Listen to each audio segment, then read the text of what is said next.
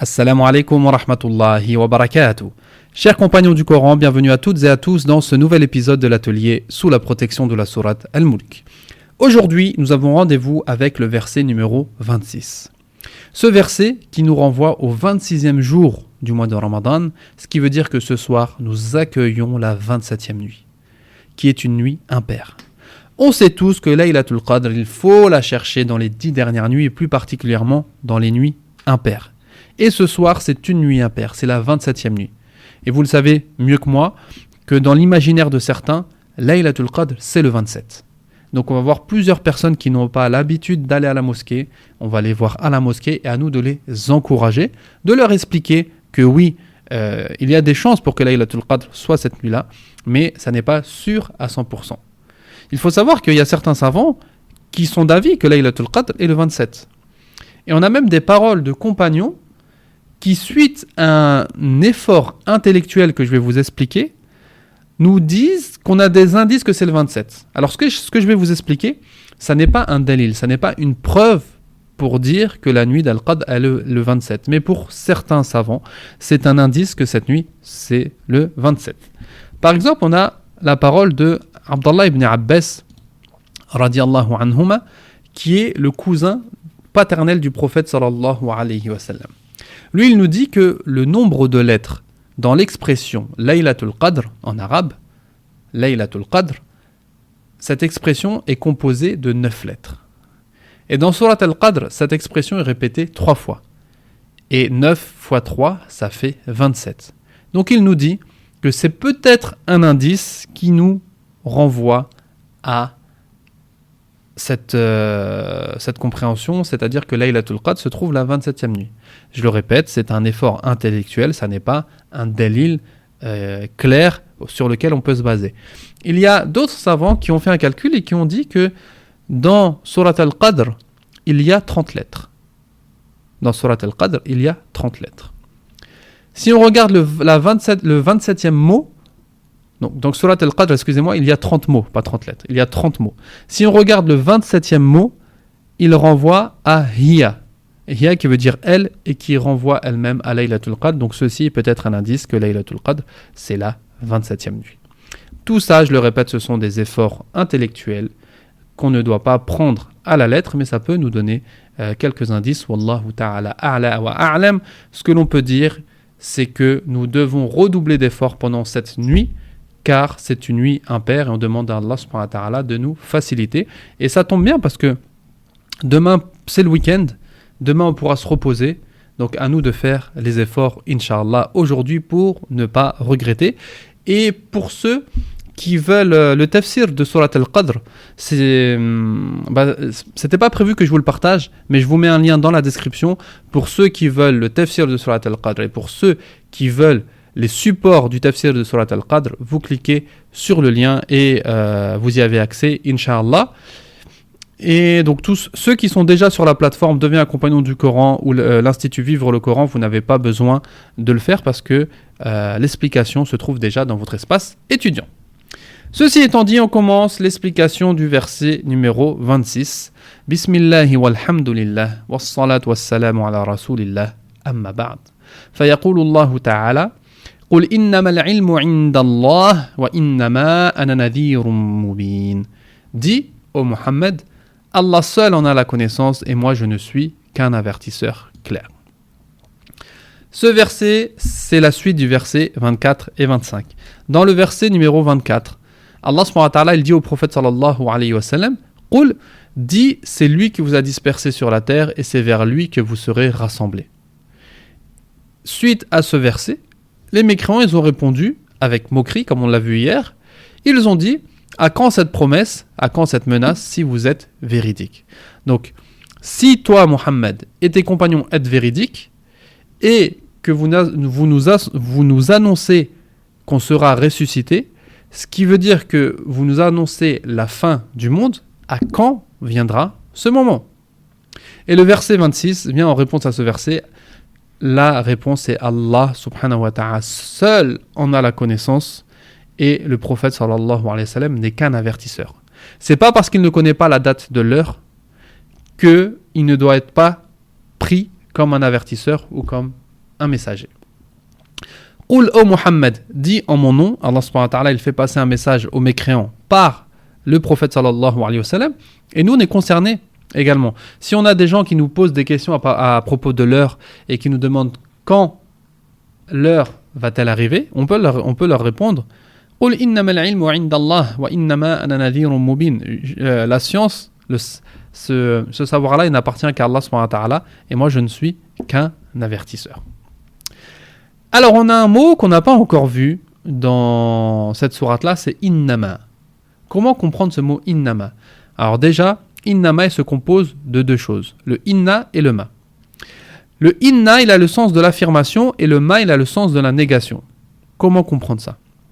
Alors, par la suite en fait, il faut comprendre que par ce mot, Allah subhanahu wa ta'ala affirme que lui seul a la connaissance de l'heure et que personne d'autre peut vous en informer. Le inna, il affirme.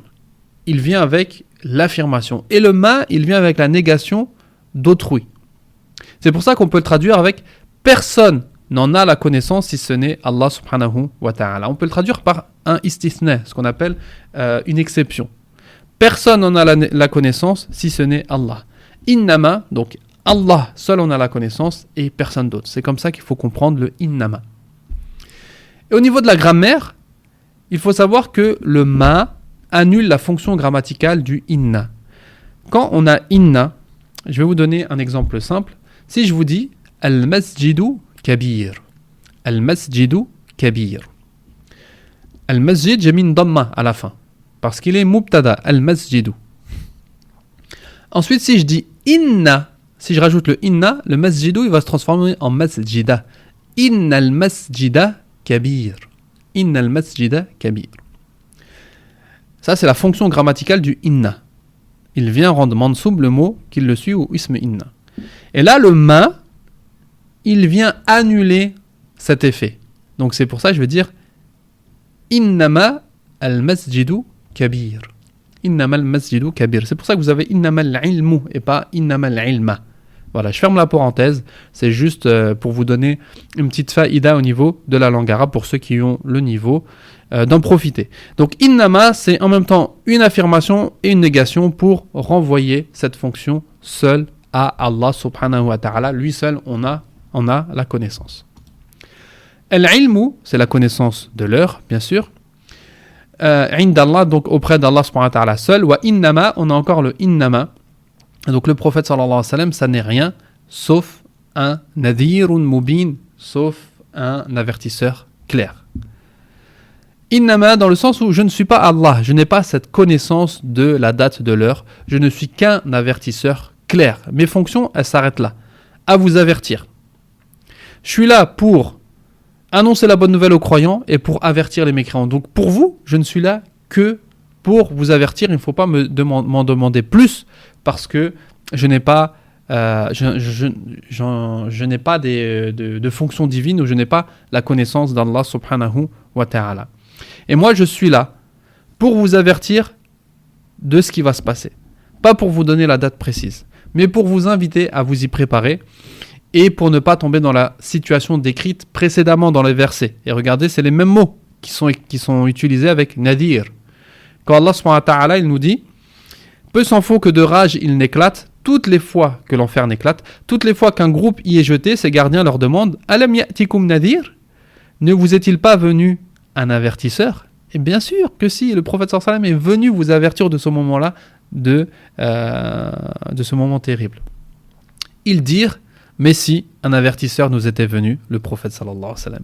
Mais nous avons crié au mensonge et avons dit « Allah n'a rien révélé, vous n'êtes que dans un grand égarement. » Et c'est ce verset-là qui nous montre que lorsque les mécréants posent la question au prophète sallallahu alayhi wa sallam en disant « À quand cette promesse, à quand cette menace ?» Ça nous montre qu'en fait c'était que de la moquerie parce qu'ils disent dans le verset précédent qu'ils répondaient en fait que leur vraie croyance c'était qu'Allah n'a rien révélé et que vous, toi et tes compagnons, vous n'êtes que dans un grand égarement.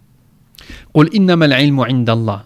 Dis ô Muhammad, ce savoir n'appartient qu'à Allah subhanahu wa ta'ala wa innama ana nadhirun mubin, et je ne suis qu'un avertisseur claire qui vous invite à vous préparer à ce jour terrible, sans vous en informer de la date précise parce que je ne la connais pas et personne ne peut la connaître. Il n'y a pas de relation directe entre la venue d'un événement, avertir de la venue d'un événement et le fait d'en citer la date. C'est pas parce que je ne connais pas la date que cet événement ne va pas avoir lieu. Les leçons que l'on peut tirer, bien sûr, seul Allah subhanahu wa ta'ala a la connaissance de l'heure de la fin du monde. Et nous devons rejeter fermement tous ceux qui prétendent connaître la date de la fin du monde. On a tous vécu. Il y en a qui disaient que la fin du monde, ça allait être en l'an 2000. Il y en a d'autres qui disent en l'an 2022. Il y en a d'autres qui disent en l'an 2026. Bref, que des conjectures, que des suppositions. Mais rien de cela n'est vrai parce que seul Allah subhanahu wa ta'ala en a la connaissance. Et il ne l'a révélé à personne, même pas à son prophète, alayhi salatu wassalam, même pas à l'ange Jibril. Dans la sourate Luqman, Allah subhanahu wa ta'ala il dit Inna Allah indahu ilmu as-sa'a. À Allah appartient l'heure, la science de l'heure, le savoir, la connaissance de l'heure. Wa yunazzilul ghayth, etc., etc. Donc ça, ce sont des choses qui n'appartiennent qu'à Allah subhanahu wa ta'ala. Et on a dans le long hadith nommé hadith Jibril, quand Jibril il a demandé au prophète sallallahu alayhi wa sallam Wa mata as-sa'a, quand est-ce que l'heure viendra-t-elle? Le prophète sallallahu alayhi wa sallam a dit Mal mas'oulu anha bi'a'lama min as-sa'il. Le questionné n'est pas plus savant que le questionneur à ce sujet. Donc ni le prophète sallallahu alayhi wa sallam ni Jibril alayhi salam ne connaissent la date de l'heure. Le prophète sallallahu alayhi wa sallam n'est qu'un avertisseur. Il nous avertit de ce qui va se passer et il nous invite à nous y préparer. Et on apprend aussi également ne pas trop perdre notre temps à débattre avec des gens qui ne cherchent pas la vérité, mais qui veulent uniquement se moquer. Le prophète sallallahu alayhi wa sallam, il ne cherche pas à se justifier, ou il ne cherche pas à donner... Non, soyons clairs, je n'ai pas la connaissance de cette date, seul Allah subhanahu wa ta'ala la connaît.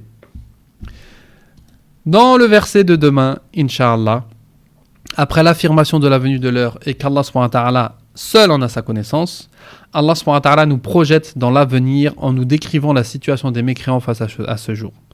Allah subhanahu wa ta'ala va nous décrire comment vont réagir les mécréants quand le châtiment de l'heure va arriver. Donc soyez au rendez-vous demain, Inch'Allah. D'ici là, je vous souhaite bon courage. Je vous rappelle que cette nuit est peut-être Laylatul Qadr, donc donnez tout ce que vous avez en termes de prière, en termes d'invocation, en termes de lecture du Coran, de dua, de sadaqa. Et je vous rappelle que on a une sadaqa à boucler, donc je compte sur vous pour boucler la sadaqa. Vous avez le lien dans la description. Et puis on se retrouve demain, Inch'Allah, fatigué mais fier de nous. Wallahu ta'ala a'la wa a'lam. Subhanaka Allahumma wa bihamdik. Ashhadu an la ilaha illa anta astaghfiruka wa atubu ilayk. Et je finirai juste par une phrase qui est très importante. C'est que si vous n'avez pas la force ou si vous n'avez pas la foi de veiller en adoration, en tout cas, ne veillez pas en désobéissance. Si vous n'avez pas la foi d'adorer Allah subhanahu wa ta'ala, la force de foi pour adorer Allah subhanahu wa ta'ala, contentez-vous de dormir, mais ne passez pas cette nuit-là dans la désobéissance, dans des lieux interdits, ou avec des personnes qui vous poussent à l'interdit, ou en faisant des choses interdites. Barakallahu fikum, wassalamu alaikum wa rahmatullahi wa barakatuh.